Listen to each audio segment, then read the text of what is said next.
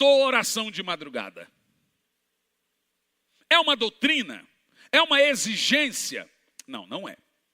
No entanto, eu quero que você parta pela premissa de que a oração da madrugada, junto com os jejuns e os turnos diurnos, são poderosos para você alcançar vitórias sobrenaturais na sua vida espiritual.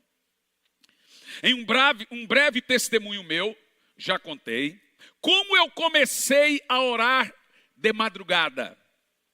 Eu estava em Goiânia, e era meia-noite e pouco, indo para o hotel. O pastor da igreja estava comigo. No caminho tinha uma senhora descendo a rua, com uma Bíblia na mão, um inário e uma folha. Eu pensei, ela pode estar indo para casa, mas uma senhora de idade, sozinha, meia-noite e tal, com Bíblia na mão aberta, não está vindo para casa. E ela subia e descia aquela rua, subia e descia aquela rua. Quando ela passou na porta do carro, eu abaixei o vidro e falei, Pai do Senhor, irmã. Ela só olhou e não continuou. Falei, Oliveira. A irmã pensou que a gente estava escarnecendo dela. Fui para o hotel. No outro dia de manhã, levantei para tomar o café. Eu fui na recepção e tinha uma irmã na recepção. Falei, olá, aconteceu um negócio ontem aqui. Uma senhora, por meia-noite e tal, orando na rua. Ela olhou e disse, é a irmã fulana de tal. Eu disse, fulana de tal, irmã? É, pastor. Falei, mas não é perigoso? Ela disse, para quem mexe com ela. Ela falou assim, quem não é crente chama ela de bruxa. Quem é crente chama ela de profeta. Então ninguém mexe com ela. Falei, mas o que ela faz? Falou, olha, já tem muitos anos que ela ora de segunda a sexta. Ela não ora sábado e domingo ela tem um pacto com a família que ela não ora no final de semana, sábado e domingo. Mas de segunda a sexta ela ora da meia-noite às 6 da manhã. Eu disse, mas o que ela ganha com isso? A irmã então disse, nós não sabemos o que ela ganha, mas o que nós ganhamos, aonde ela ora, se tinha ponto de prostituição, fechou. Se tinha ponto de droga, fechou. Se tinha ponto de... Fechou, não tem um terreiro onde ela orou. Pensa, só no estado do Rio Grande do Sul, na cidade de Porto Alegre, tem 4.800 terreiros de Umbanda. Ela contou mais, olha, já teve casos dela estar orando na rua e o homem tentar matar a mulher e não conseguir porque ela estava orando. Ela viu briga e ficou orando. Aquela mulher disse, eu e a minha família, há muitos anos que ela ora. Nós decidimos ir para a igreja, porque um dia meu irmão estava doente, ela estava passando, orando, e a gente pediu oração para ela. Irmão, eu tenho 25 anos que eu prego a palavra de Deus. Corro o Brasil inteiro. Não tem um canto nesse Brasil que eu não conheça e que não me conheça.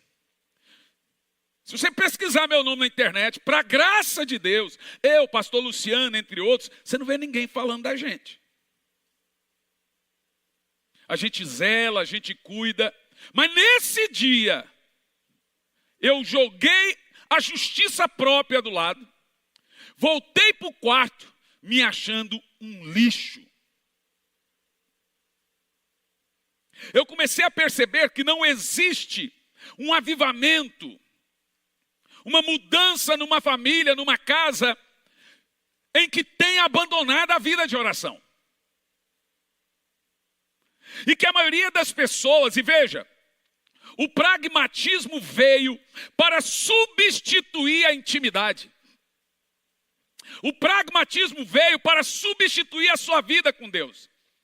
Então, quando você não tem vida com Deus, quando você não vai a Deus para adquirir as suas vitórias, você vai num lugar que te oferece aí 7 dias disso, 9 semanas daquilo outro, um salzinho, uma madeirinha, uma coisinha, um maculá. Porque se torna mais fácil. Vai lá num pastor que diz, vem cá que eu vou subir no monte por você. É mais fácil.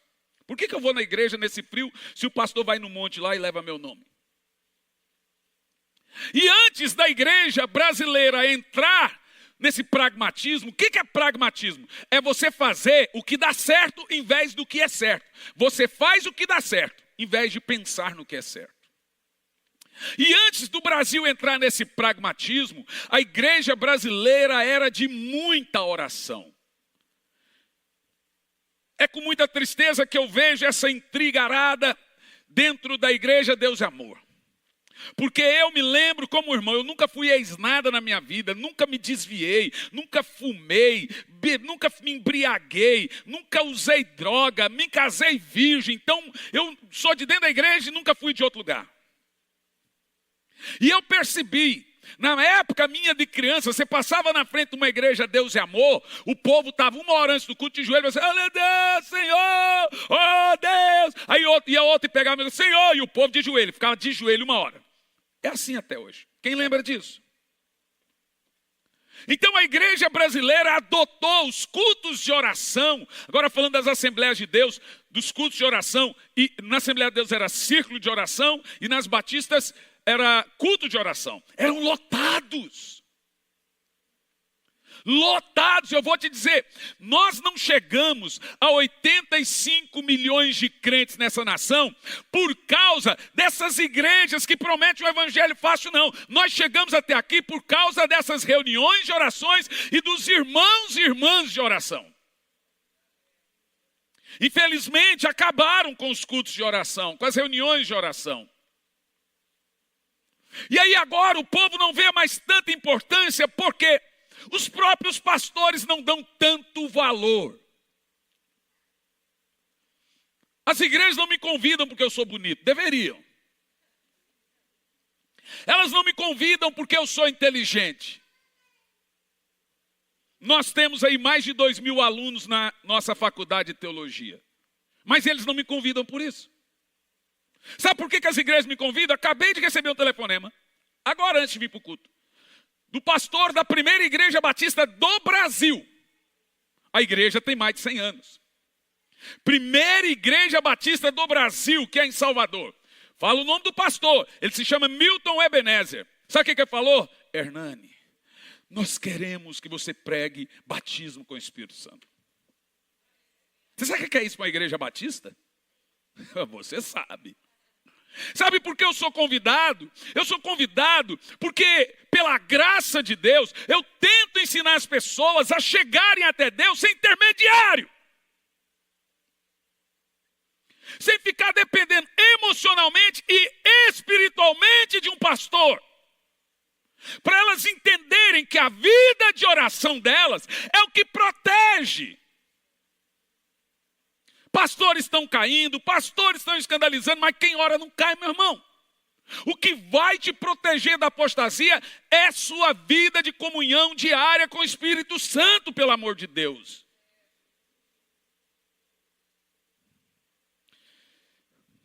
Vamos começar de 1 Timóteo 2, versículo 8. Eu vou ser bem prático, como eu fui prático uma certa vez aqui na mensagem da corrida de oração por 1 hora, que é o que está no livro, e o Brasil está levando isso na prática. Chegou uma hora que eu dizia, eu e meu filho, eu acho que não valeu a pena pregar tudo isso, não. Agora pastores começam a mandar mensagens para nós, comprando muitos livros para a sua igreja, depois de 3 anos pregando a mesma mensagem. A gente começa a ver os frutos. Que maravilha. Aí eles olham para mim, sua igreja deve ser gigante. Eu falei, são. Se você entender que tamanho não é número, são. Tamanho para Deus é qualidade. A igreja pequena ele chamou de grande. A igreja grande ele chamou de pequena e de pobre, cego e nu. Para Deus tamanho é essência. Diga-se assim, portanto, presta atenção. Olhe bem a palavra, portanto, determino. O quê? Então, primeiro, nós temos aqui um texto no imperativo.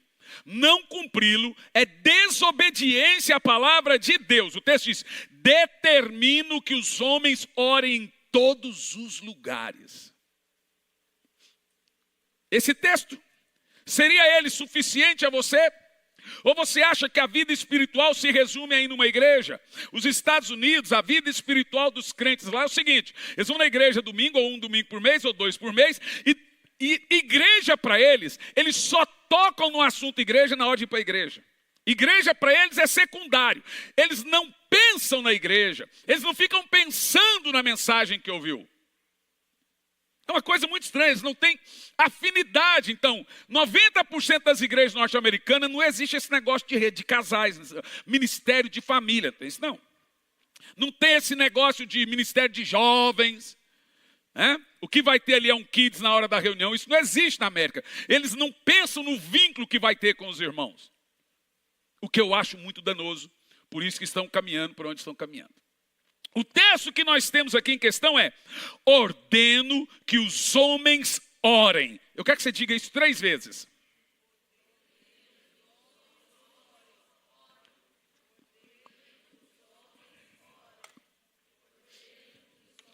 O termo homens aqui não é homem macho, é seres, é todos.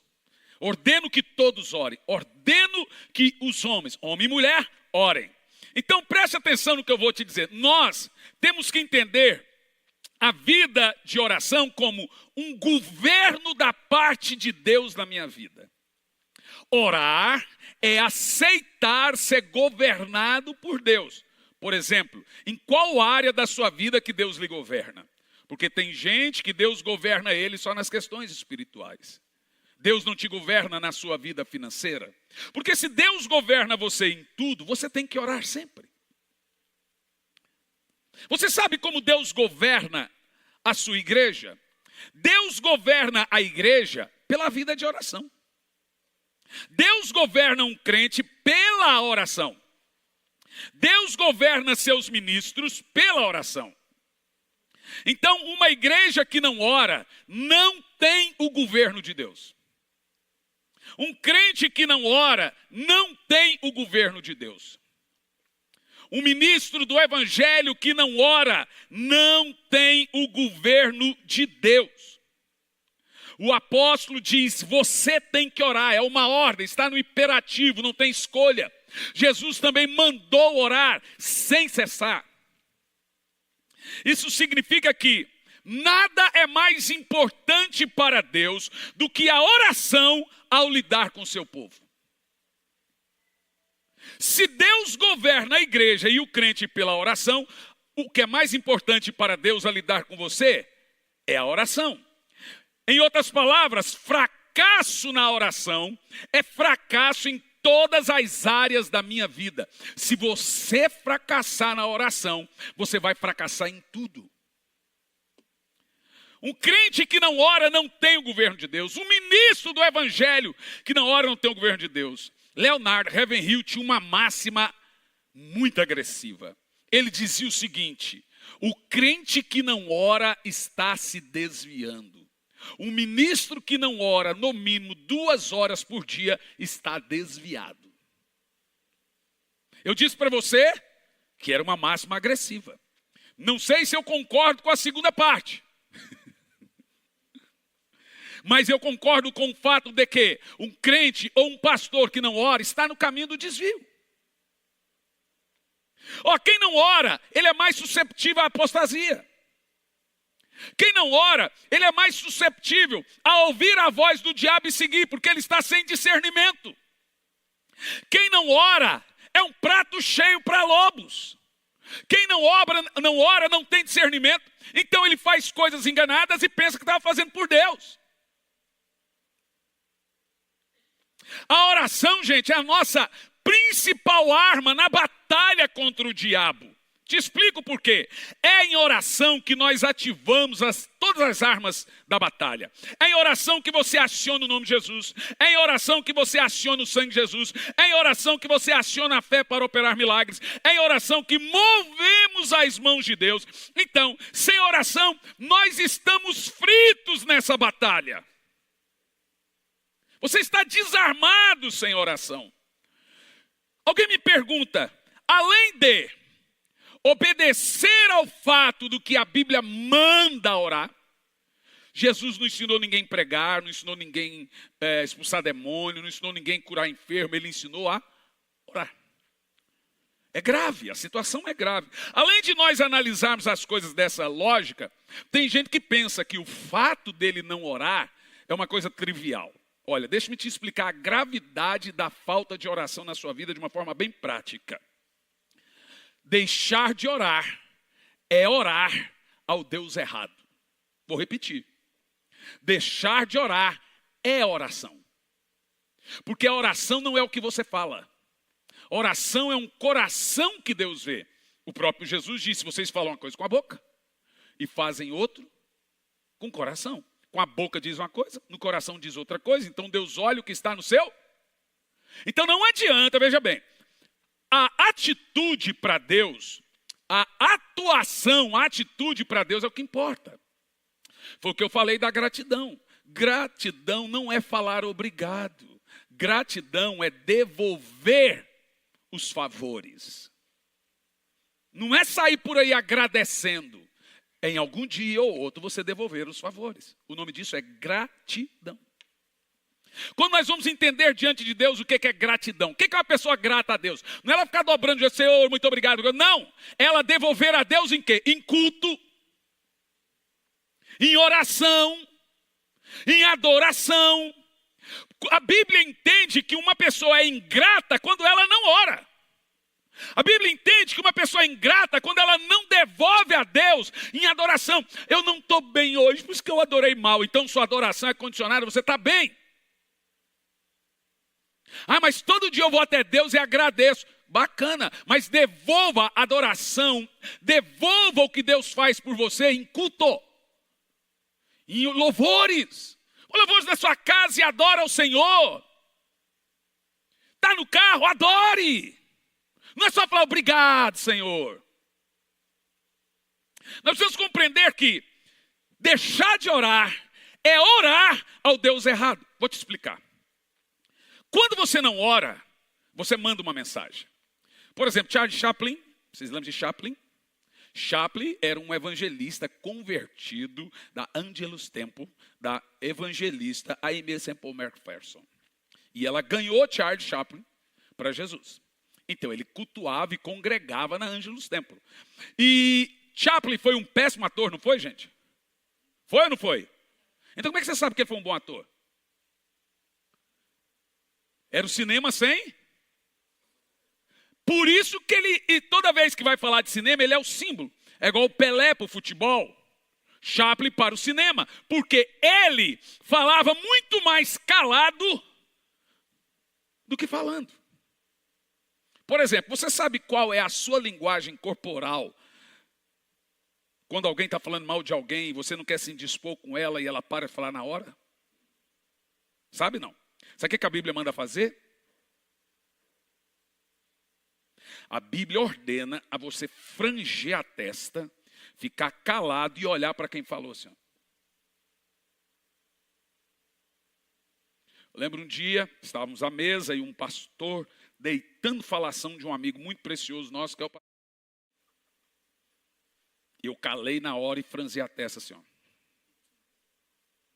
O pastor Jean, é mais bocudo, olhou para o pastor e falou assim, ô pastor, deixa eu falar uma coisa.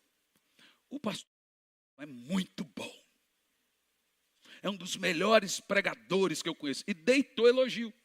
Uma pessoa para de falar de quem ela está falando quando você elogia a pessoa falada. Irmão, quando você não ora, você está mandando as suas maiores mensagens para o céu. Vou te dar o exemplo delas. Primeira mensagem que você manda para o céu quando não ora. Senhor, não pedi sua opinião. Segunda mensagem que você manda para o céu quando não ora. Não quero saber sua vontade para a minha vida. Terceira mensagem que você manda para o céu quando não ora. Não quero ser guiado pelo Espírito Santo. Quarta mensagem que você manda para o céu só com o fato de não orar. Não quero ser cheio do Espírito. Eu falo, eu arrepio inteiro. Ó. Quinta mensagem que você manda para o céu quando não ora. não quero ser dirigido por Deus. 6, e vai, não quero ser usado pelo Senhor. 7, não quero a salvação da minha casa, não quero a cura não sei de quem. Não, irmão, eu pus no livro uns 40 mensagens que você manda para o céu quando você não ora. O que Deus está ouvindo lá no céu com a sua não oração? Ele está recebendo todos esses atos de rebelião contra Deus por não orar. O que é rebelião? É desobediência. A Bíblia manda orar. Você não ora, você está agindo como um rebelde. Nossa, pastor, assim eu vou me sentir mal. Tomara. Tem culto cheio do Espírito Santo que você sai pior do que entrou. Ainda mais quando é confrontado. Um confronto desse, que é maravilhoso. Já que hoje em dia tudo é massagear o ego. Tudo fala o que a gente gosta. Na realidade, hoje em dia, a pregação, na realidade, hoje, os louvores hoje é Deus cantando para o homem. Ah, não é? Deus está fazendo um culto para o homem, Deus está cantando para o homem, Deus. Ou seja, o homem está no lugar de adoração. É o lugar mais importante. Falta de oração, meus amados, é um pecado gravíssimo. E não adianta só eu dizer a você que é um pecado grave, que você tem que orar. Hoje eu vou te ensinar a orar de forma prática. 1 Samuel 12, 23, o profeta chama de pecado a falta de oração. Ele diz, pecaria eu contra o Senhor, deixando de orar por vós. Ali, ó, longe de mim pecar contra o Senhor, deixando de orar por vós. Então, não orar é o quê? Pecado. Pecado de desobediência. Desobediência é rebelião. Para mim, de todos os pecados na falta de oração, todas as mensagens que eu mando para Deus não orando, a pior é a imitação de Lúcifer. Eu estou dizendo para Deus que eu sou independente, não preciso dele. Esse foi o pecado de Lúcifer, de Adão. Por quê? Quem ora demonstra que é fraco. Quem ora demonstra que precisa de Deus.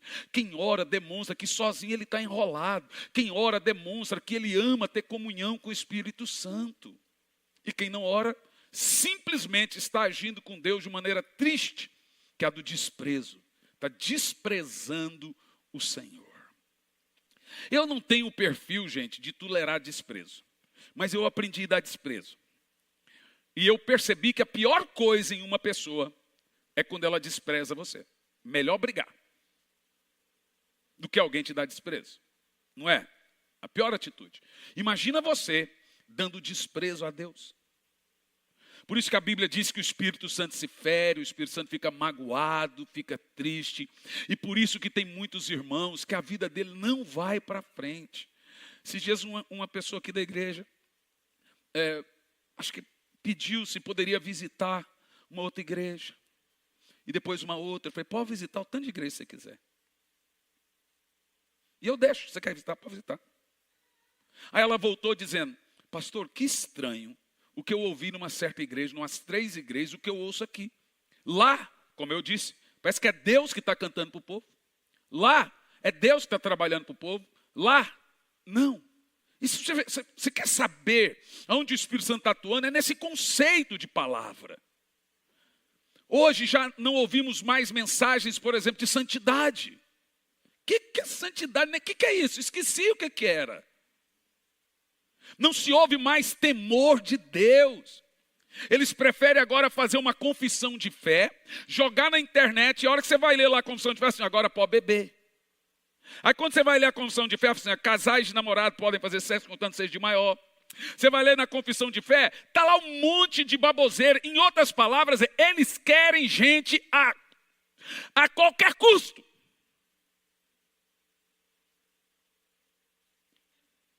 E a tendência é que toda igreja que prega santidade, arrependimento, temor de Deus, vida de oração, vai ficar cada vez menor.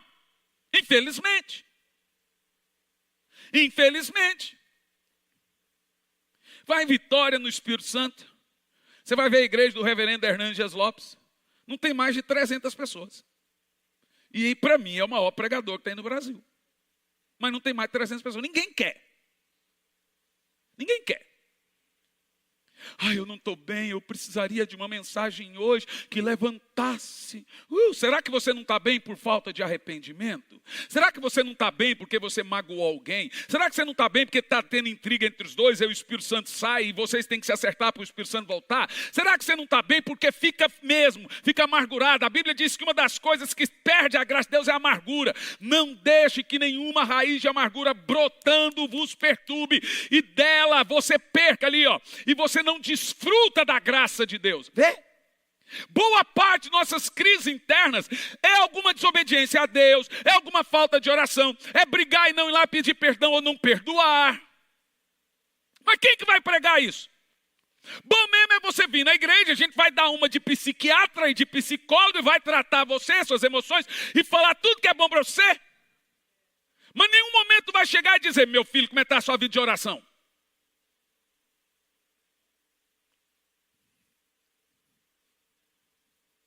Como é que está seu relacionamento com Deus? Como é que está o seu tete a tete com o Espírito Santo? Eu estou no carro, pastor, eu estou orando. Eu estou orando. É assim que eles falam para mim. Então, tudo que eu estou fazendo, eu estou orando. Deus está aqui para ser aproveitado mesmo. Né? Tem nada para fazer, eu vou aproveitar. Deus é isso. A vida de oração, ela precisa ser prioritária. A Bíblia fala de um lugar e um horário e não abandonar aquilo por nada. Olha, quando for orar, entra no teu quarto, fecha a tua porta e ora. Porque o teu pai que te vê em secreto, te recompensa. Então, menos esse negócio de aproveitar. Aconteceu comigo na Inglaterra, etc. Às vezes um voo de 10 horas. Acontece. Mas a vida de oração, gente, ela deve ser insistida. É uma luta. Qual é o segredo para orar sempre? Orar para orar. Primeira coisa que você precisa fazer, pedir para Deus abençoar sua vida de oração. Sabe como eu comecei a orar? Eu dobrava o joelho, orava 10, 15 minutos todo dia, 10, 15 minutos todo dia. Um dia eu estava orando, na hora que porque você consegue falar tudo que você tem que falar em 15 minutos. Mas um dia eu estava orando, a hora que eu levantei, eu ouvi uma voz que dizia o seguinte: fica mais 2 minutos. Fiquei calado. Mas calado? Bom, nós temos que vencer o vício de falar. Em nenhum momento a Bíblia diz que oração é só você falando. Oração é falar e ouvir a Deus. Então eu fiquei 2 minutos. Daqui um pouco, a hora que eu fui levantar, o Senhor colocou na minha cabeça o que eu deveria continuar orando. Ele pôs mais oração na minha boca. E eu comecei orando. Quando deu uns 10 minutos, falei, aleluia, glória a Deus, eu te amo, aleluia, glória a Deus. E levantei. Quando eu levantei, o Espírito Santo falou assim, fica mais 1 minuto. Dobrei o joelho, veio mais 15 minutos de oração pela boca. E foi até que deu 1 hora e pouco.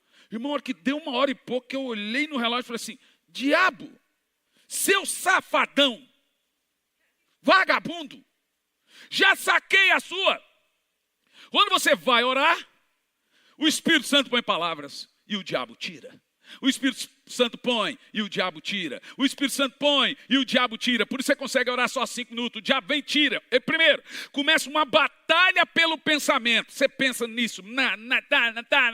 E aí, se começa uma batalha pelo pensamento, você tem que entrar nessa batalha. E a Bíblia ensina, levar o seu pensamento cativo a Deus. Aí, nessa batalha pelo pensamento, você começa a orar como? Senhor, cubra minha vida de oração com seu sangue. Eu oro pela minha vida. A pessoa não tem nada para orar. Dobra o joelho e ora para orar. Vou te explicar uma coisa que você precisa compreender sobre 3 coisas aqui nessa noite. Primeira delas. Por 3 vezes na Bíblia, nós encontramos o termo derramar, referindo-se ao Espírito Santo. Então, quando você lê o termo derramar, saiba que está falando de uma espécie de batismo do Espírito.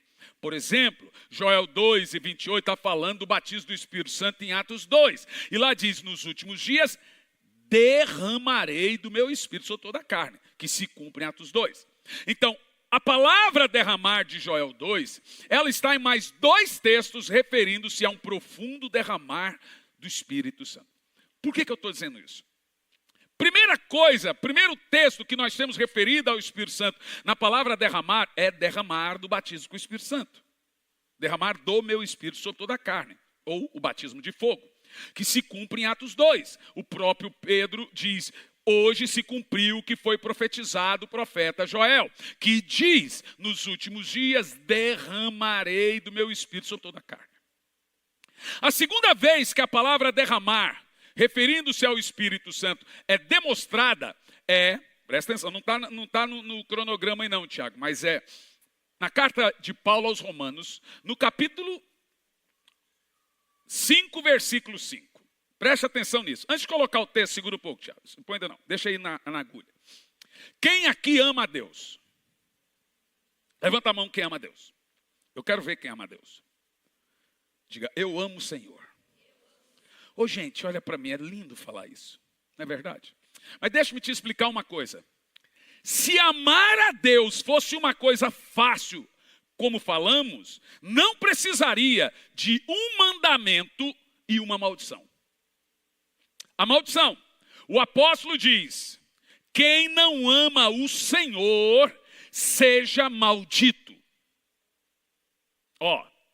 Não é fácil amar a Deus. Se amar a Deus fosse fácil, em João 15, o Senhor não teria ido atrás de Pedro, que negou o Senhor 3 vezes. Negou o amor, Pedro. Se amar a Deus fosse fácil, não teria um alerta de Deus numa carta para a igreja de Éfeso, em Apocalipse 2, quando o Senhor diz para a igreja de Éfeso: tenho, porém, contra ti, que vocês abandonaram o amor que vocês têm por mim.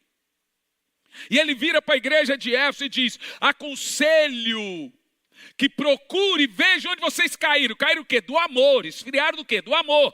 E volte à prática das primeiras obras. Arrependam-se.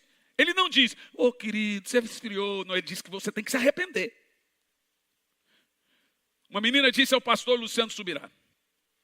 Pastor Luciano Subirá é meu pastor já há 17 anos. A menina disse para ele: pastor, ore por mim, que eu estou em crise. Ele falou: o que tem? Eu perdi o primeiro amor. Pastor Luciano disse: então você não está em crise. Você está em pecado. Porque a Bíblia manda se arrepender quando você não ama o Senhor.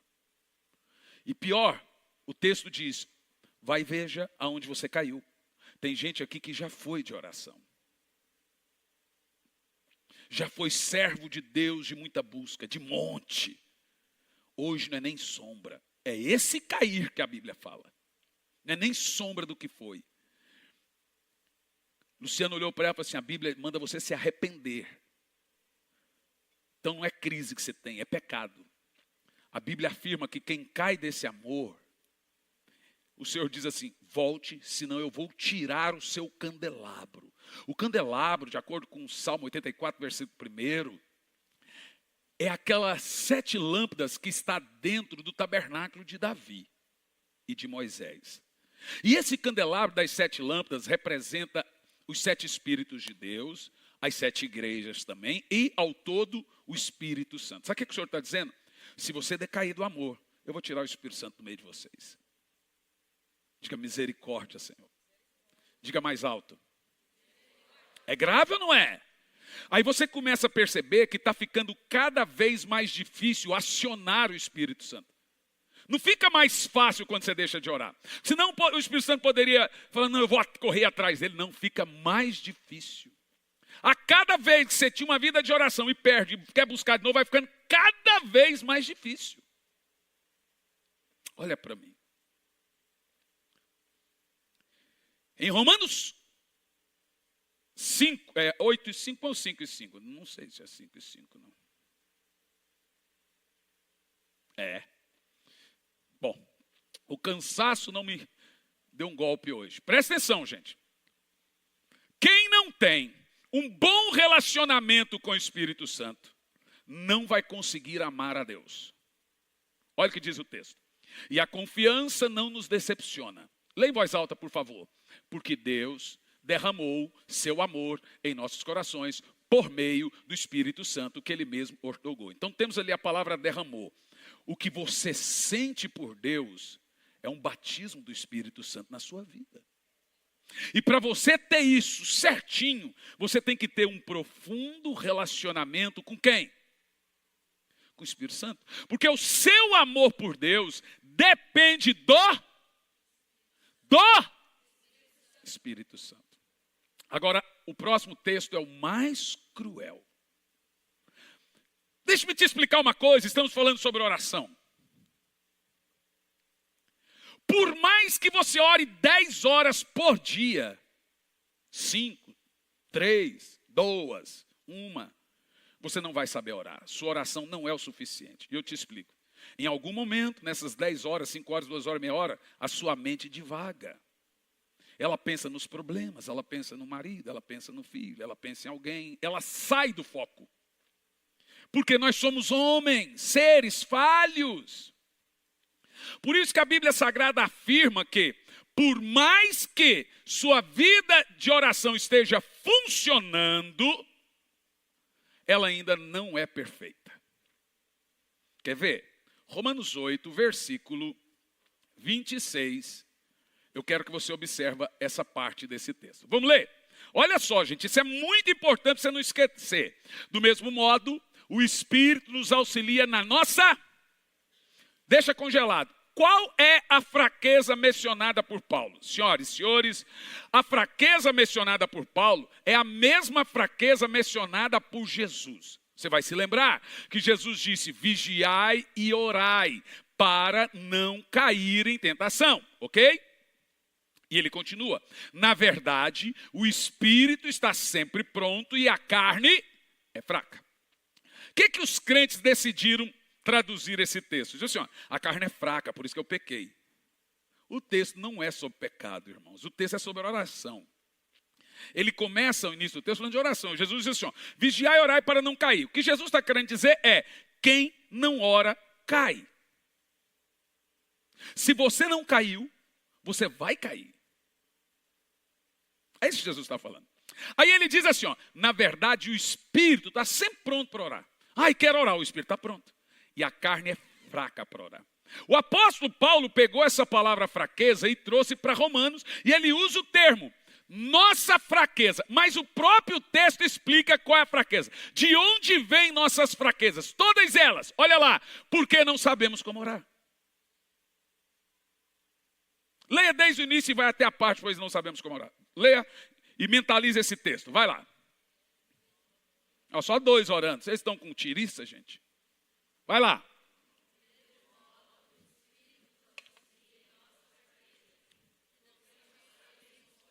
Então eu vou perguntar, por que temos fraquezas de acordo com Jesus e Paulo?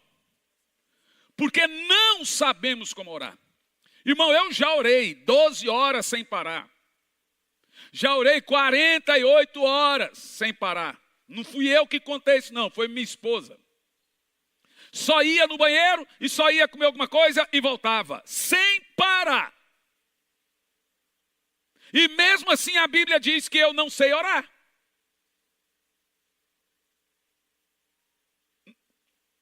O coração é enganoso. Enganoso é o coração do homem. E aí, olha só, presta atenção no que eu estou te explicando. A oração, assim como amar a Deus, assim como o batismo com o Espírito Santo, é um derramar do Espírito. Para que você tenha uma vida de oração poderosa, você precisa intensificar sua aproximação ao Espírito Santo. Senão vamos ficar expulsando, sai demônio, vem demônio, sai demônio, vem demônio. Fica aí demônio, não sai mais, fica aí nesse miserável. Tem gente que a gente tem que quase orar, demônio, fica aí, porque se eu te expulsar e ela não vigiar, vem 7. Então fica você sozinho aí, que é menos pior, já que ela não vigia. Não é assim? Tem gente que ser expulsa, só piora a situação dela, ela não vigia. Eu me lembro que uma vez eu estava na Bahia, como amanhã eu volto lá, e uma menina veio ao culto, e uma saiona assim, ó. Na época, os crentes ainda usavam essa saiona. Eu sou doido para minha esposa usar essa saiona. Mas ela não usa, eu sou apaixonado. Amor, usa uns vestidão bonitos. Eu não de jeito nenhum, nunca vi. Uns coques assim, só para eu lembrar um pouco. Imagina. Se você não usa, manda sua mãe usar, ué. A minha sogra já tem idade para ser irmã do círculo de oração. Não tem? Ô, mano, pastor de Lourdes. Ó, aí eu orei, gente, expulsei o demônio da menina. A menina deu um trabalhão naquele culto e o saião. Terminou o culto, o pastor me levou para o hotel. E o hotel ficava na Barra Ondina. E era período de carnaval, e a maioria dos hotéis ficam lá. Só que eles têm isolamento acústico. Senão eu pensei, falei, ai meu Deus, como é que eu vou dormir? Ivete Sangalo passando aqui, outro passando acolá. Na primeira noite, quando nós estávamos indo, o pastor olhou e falou assim, ó, aquela ali é membro da minha igreja. Eu olhei assim, falei, what? O que ela está fazendo aqui, pastor? Ah, ela mora aqui perto, essa mulher de Deus. Falei, mas não foi o menino que caiu hoje, pastor? Ah, deve ser alguma opressão, estava triste, aí cai, né? Tá bom? Irmão, nós vimos. O pastor foi virar na rua, a irmã também. Nós vimos, ninguém mostrou. A irmã entrou assim perto na rua, estava a Barra Ondina, ela pegou a saia e foi fazendo assim, ó. E subi na saia. A saia ficou aqui. E ela subiu tudo. Eu falei, pastor, eu não queria ter visto isso. Ele falou, eu também, eu vou descer. Eu falei, pastor, deixa quieto, porque se o senhor invadir a privacidade dela agora, o senhor pode ser processado. Na igreja é uma coisa. No outro dia está lá a menina, com o saião. A hora que ela manifestou, eu cheguei no ouvido e falei, demônio, fica aí. Você não vai sair. Você vai ficar aí. Aí o pastor falou, você não vai expulsar? Eu falei, pastor, essa menina aqui está brincando de Jesus. Está brincando de igreja, brincando de Bíblia. Dá para ver que a menina não quer nada com Deus. Sai demônio, vem demônio. Sai demônio, eu não expulso, sabia? Já cheguei à igreja, o demônio rolando. Falei assim, não, agora ele fica normal, não vou expulsar não. A plantar batata, aí dá soco em orelha um dia a menina manifestou lá na igreja lá do Boqueirão. Ela bateu em todo mundo. E não era nada, deu soco, bateu. Quando eu cheguei, bati, eu falei assim, não é demônio não, arranquei o cinto. Antigamente a gente podia fazer isso, hoje não pode mais. Deu umas 3 cintadas na perna dela. Tal! Saia! Ai, ai! Doeu, demônio? Doeu, né? E quando lá na igreja eu olhava assim, eu saio, mas só saio com o pastor Hernani. Demônio Jaguara. Gente, muita atenção no que eu estou lhe dizendo. A sua batalha é sua. Eu posso lhe auxiliar, mas não batalhar a sua batalha. A minha maneira prática de te auxiliar está aqui. Eu sempre preguei coisas práticas. Não fica aqui jogando teologia só por jogar e exibir conhecimento. Sempre preguei coisas práticas. Não adianta você sair para casa e falar, tá, aprendi isso, e faço o que com isso que eu aprendi agora? Preste muita atenção no que eu vou te dizer. A oração também é um batismo do Espírito. Eu já pensei, já descobri, não tem volta. Você não consegue orar se não lhe for concedido pelo Espírito Santo. Demorei a descobrir isso. Olha o texto. Diz que nós temos fraqueza e não conseguimos orar. Aí eu vou ler o texto que o Espírito Santo nos batiza com o Espírito de oração. Zacarias capítulo 12, no versículo 10. Zacarias 12 e 10. Olha lá, ó, presta atenção. De novo a palavra derramar. Mas derramarei sobre toda a família de Davi, sobre todos os habitantes de Jerusalém, um espírito de ação de graça e de oração. A ideia aqui é a seguinte, Israel não ama a Deus, mas nos últimos dias eles vão receber um espírito com vontade de orar, e vão orar, para que aí Jesus volte. Aí eles vão orar, hoje eles não têm vontade de orar. Então, quando eu li isso aqui, eu fiz a conjunção de Romanos, falei, pera lá, eu me recordo que antes de eu ter uma vida de oração, eu não saí daí, agora eu vou orar uma hora não, foi me dando fome e sede, fome e sede, fome e sede, vontade de orar, fome, é um derramamento do Espírito Santo. a quem o Espírito Santo derrama? Amós, capítulo 8, no versículo 11. O Espírito Santo derrama. Veja, Isaías 44, 4 também diz que a terra seca tem que clamar pela chuva. Então você não tem vontade de orar, mas você quer orar. Qual é a primeira coisa? Vai ao Senhor e diga: Espírito Santo, me batiza com o espírito de oração. Derrama no meu coração espírito para orar. Você vai orar 5 minutos. Pois na outra semana você faz a mesma coisa. Senhor, eu quero ter vida de oração. Você já vai orar 10 minutos. Pois na outra semana você faz a mesma coisa, no mesmo horário, mesmo lugar. Por que mesmo horário, mesmo lugar? Porque você está ensinando o seu cérebro a dar um comando a você. Opa, o que aconteceu agora? Ah, essa era a hora de eu orar. É um condicionamento. Então, como que eu comecei? Eu li um livro de Charles Finney, e no livro de Charles Finney ensina sobre o espírito de oração. A minha primeira mensagem de avivamento foi espírito de oração. Naquele dia explodiu dentro de mim uma fome e sede do Espírito, que agora eu não conseguia mais abandonar o meu lugar e a minha hora de oração. Pode parecer religioso, mas eu chegava no hotel, aonde quer que seja, estendo aquele tapete, chegávamos aonde estávamos viajando com a família, eu dizia: olha, tal hora eu oro, tal hora você ora, tal hora todo mundo ora, e aí até a Isabela caía na malha fina para orar. Se fosse dentro de avião e desse o meu horário, eu ia. Porque aquilo não era só o fato de Deus me ouvir, Ele me ouve em qualquer lugar. Eu tinha que condicionar o meu corpo ao horário. O nome disso é disciplina.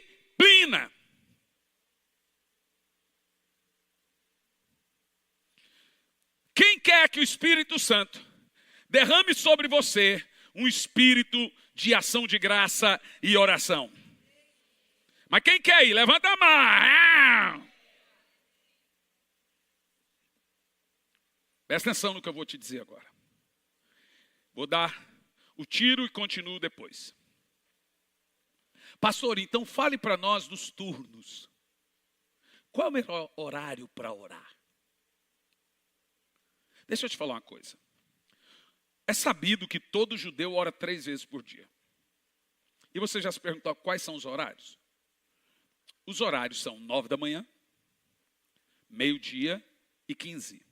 Foi às 15 que eles estavam indo ao templo para orar, que horário o coxo andou.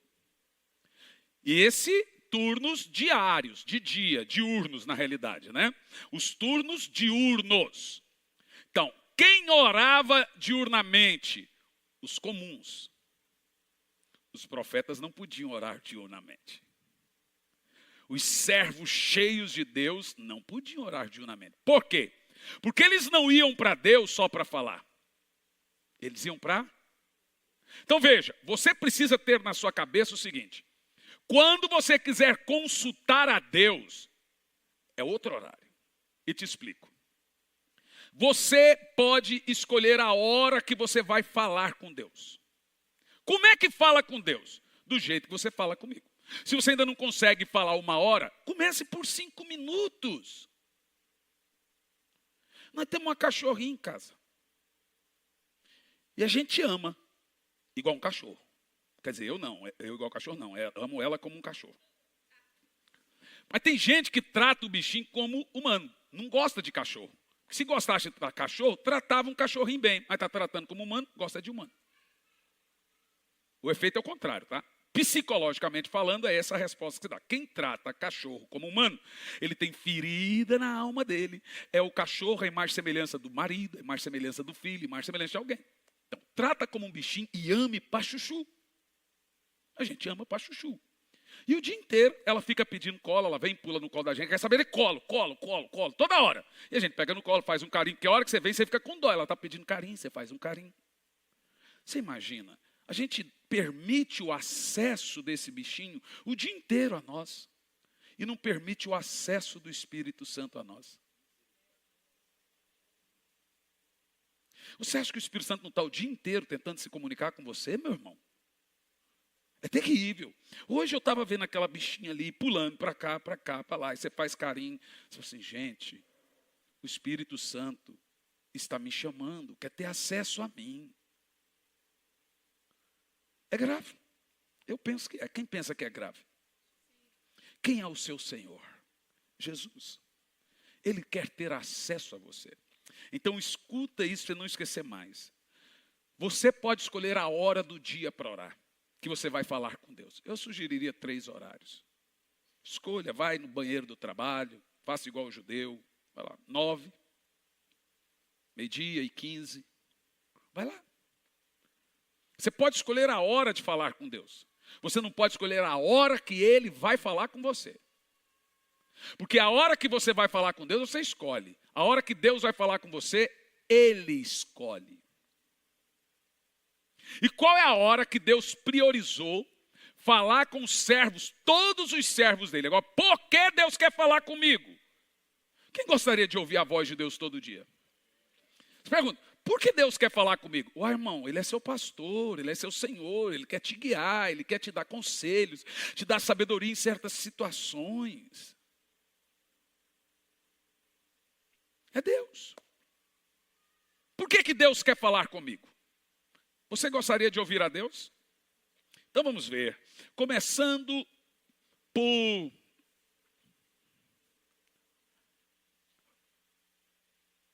Jeremias 44, no versículo 4. Os irmãos, tem hora que a gente esquece, né? Eu cito por mensagem, em qualquer lugar, uma média de 55 a 60 versículos por culto. Então eu sento ali, dentro do carro, e fico decorando. Lembrando, decorando. Então, tem hora que é muita coisa. Presta atenção nisso aqui. Olha, escute. Entretanto, esse texto aqui, põe na Ferreira de Almeida, por favor, Tiago. Atualizada. Isso aqui, ó. Eu gosto sempre de ter 2 versões, é importante. Começa assim. Eu vos enviei todos. Diga bem alto. Todos. Mais alto.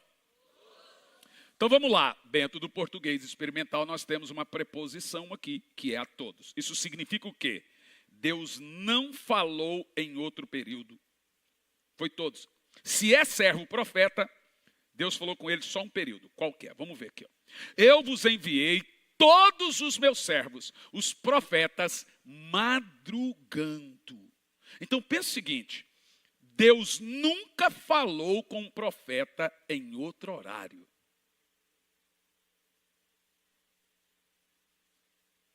É todos. Para ouvir a Deus, ele ouve, ele chama. Aí deixa-me te explicar uma coisa aqui.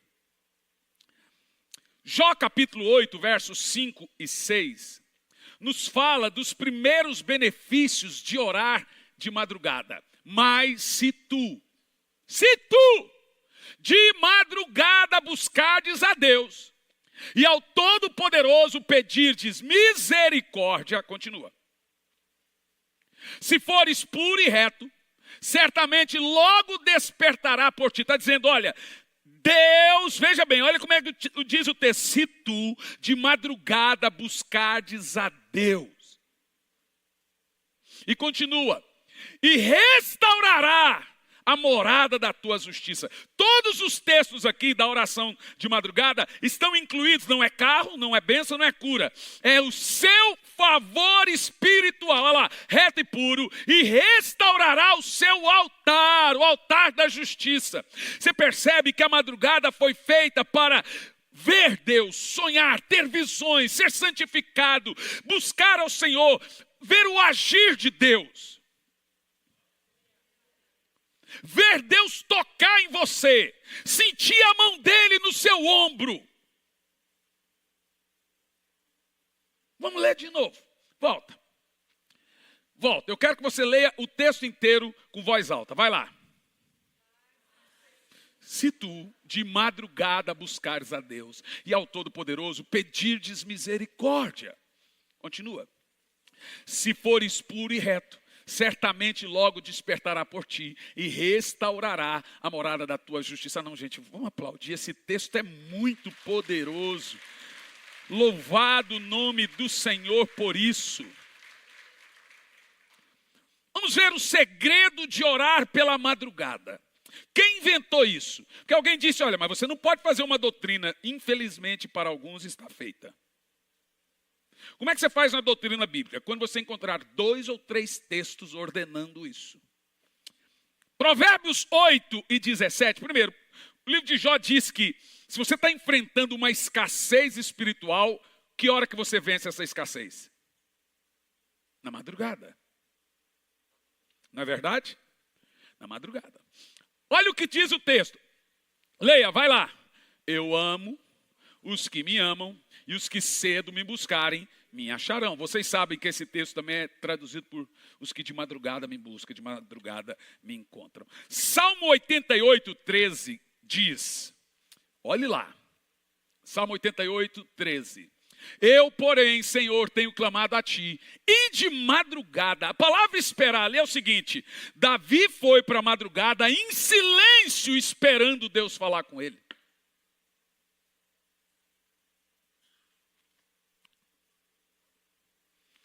Salmo 88, 13 nos dá uma lição de que a madrugada é a sala de espera de Deus.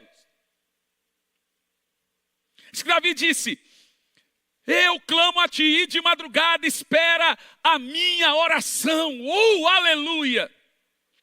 Eu estou vendo igrejas inteiras. Tem 3 igrejas de amigos que começaram o culto grande, às 5 da manhã. O pastor Mark está com o culto 5 da manhã lotado. Igrejas gigantes, está aí que está virando uma coisa igual a Coreia do Sul. Eu estou falando para vocês, eu pensei que era tudo tempo perdido. Talvez para alguns aqui, mas aonde eu estou indo, pastor, já estamos orando a igreja toda 5 da manhã. Da IBG em Taubaté, uma multidão. Tem um negócio acontecendo. Eu quero chamar você aqui, quero chamar você que assiste ao turno do avivamento. Ao turno de despertamento com Deus. Nesse lugar, o Senhor vai te chamar, te dar projetos, te dar sonhos. Ele vai falar com você como eu estou falando com você. Nesse lugar ele vai curar você de tudo que é coisa da alma. Gente, foi na madrugada que Deus salvou a minha mãe. A madrugada. Ai, mas dormir é tão bom. Ouvir a Deus é melhor. Agora é claro, primeiro eu falei do espírito de oração. Você vai chegar diante de Deus, pedir batismo. Faça igual eu fiz no início. Eu colocava o relógio para despertar e não conseguia. No outro dia eu sabia que não ia conseguir, mas punha assim mesmo. Chegou uma hora, eu levantei.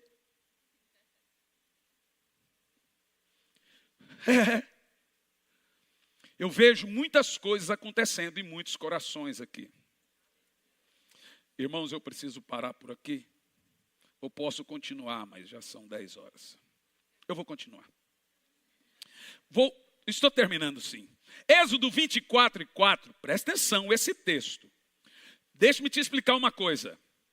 Quando o mar vermelho se abriu, tem gente que pensa que foi de dia. Quando as muralhas de Jericó caíram, tem gente que pensa que foi de dia.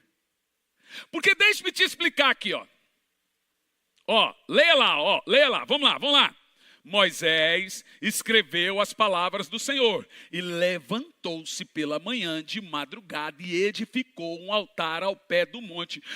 Agora veja, se nós lemos Moisés falando que levantou de madrugada, não precisa saber qual é o período. A Bíblia diz que todos os profetas foram levantados de madrugada. Moisés, Davi, e diz ali, ele levantou o altar das 12 tribos. Ou seja, que hora que Deus deu os 10 mandamentos? Que hora? Aí agora eu vou perguntar para você, a hora. Qual hora da madrugada? Aí eu vou te explicar prático e simples. Você sabe então, 3 turnos de oração de dia, 4 turnos de oração de noite. O primeiro turno da oração da noite é às 18. O segundo às 9. O terceiro à meia-noite. 18 às 9. 9 à meia-noite, meia-noite às 3, 3 às 6 da manhã. Esses são os turnos. Então nós temos 4 turnos, cada turno 3 horas. Presta atenção, qual é o poder disso? Qual é o turno importante profético? O turno profético. O turno profético é das 3 às 6, que é o quarto turno. Por que o quarto turno? Josué 6,15, pode pôr na tela. Mostra a hora que a muralha caiu. E sucedeu que ao 7º dia, madrugaram ao subir da alva, e da mesma maneira rodearam a cidade 7 vezes. Naquele dia a cidade caiu. Então deixa eu falar uma coisa para você. Foi 6 da manhã que a muralha caiu. Eles vinham orando desde as 3. Também no texto do Mar Vermelho, foi 6 da manhã que o mar se abriu. Eles vinham orando desde as 3. 6 da manhã caía o maná. Quem dormia até tarde, não comia. 6 da manhã, Jacó venceu a luta com o Senhor. 6 da manhã, Jesus ressuscitou. Nós temos muitos textos do nosso mestre. Salmo 63:1, pode pôr. Que mostra, gente, eu estou te dando a chave para conseguir algo sobrenatural em pouco tempo. Em pouquíssimo tempo. Salmo 63:1.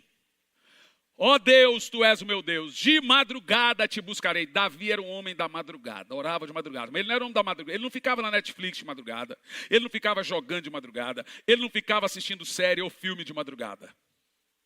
Tem pastores que falam, eu sou da noite. Mas não são da noite da oração. Assistindo filme, assistindo as coisas. Às vezes, não podemos julgar, às vezes lendo também. Eu sou da noite, irmão. Mas da noite perto do dia. Presta atenção. Qual é o turno profético da Bíblia? É só você saber que hora Jesus orava. Que hora todos oravam. Se é madrugada, é o último turno. A Bíblia diz que Jesus, quer ver, ó? Marcos 1:35. Marcos 1:35. Acho que é Marcos. Olha lá. Se levantou muito cedo, aqui no minha versão está madrugada, né? Fazendo ainda escuro, saiu e foi para um lugar deserto orar. Em um outro texto diz que Jesus veio andando sobre as águas depois de orar na 4ª vigília, que é das 3 às 6. E em Marcos 16:9 mostra que Jesus ressuscitou dentro da 4ª vigília. E Deus aparecia sempre a esse povo na madrugada. A madrugada é a hora que Deus visita você. Irmão, há muitos anos eu sou visitado neste período. Antes eu não sabia. Eu dizia para minha esposa, eu tive uma visão com o Senhor agora. 6 da manhã, 5:30, 5, 15 para 6, sempre o mesmo período. Mesmo período, sempre foi esse momento. E um dia eu fui entender.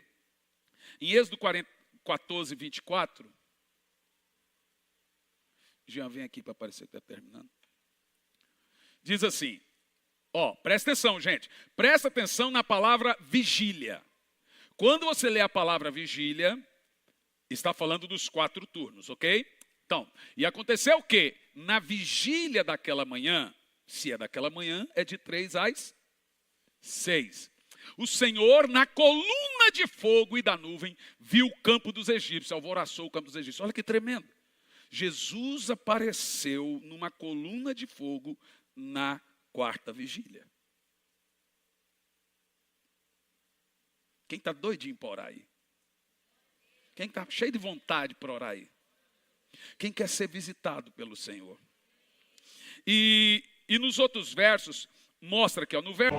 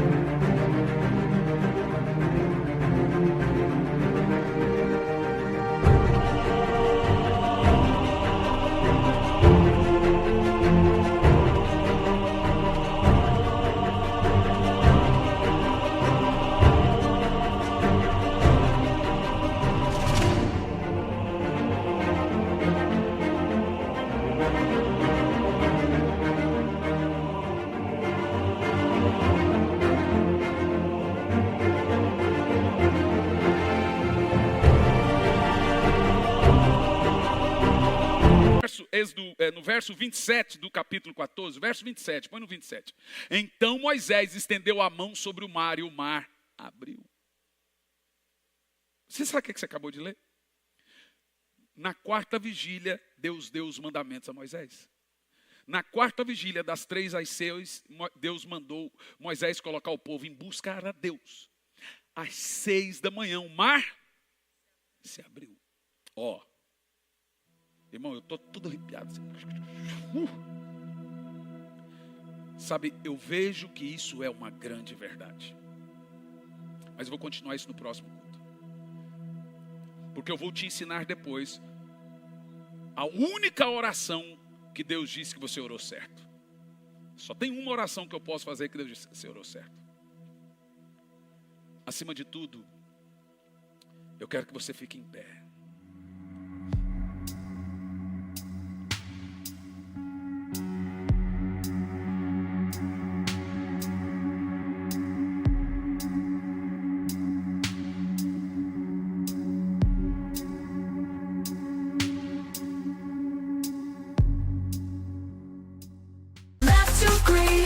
Trying to move on, but my heart still bleeds.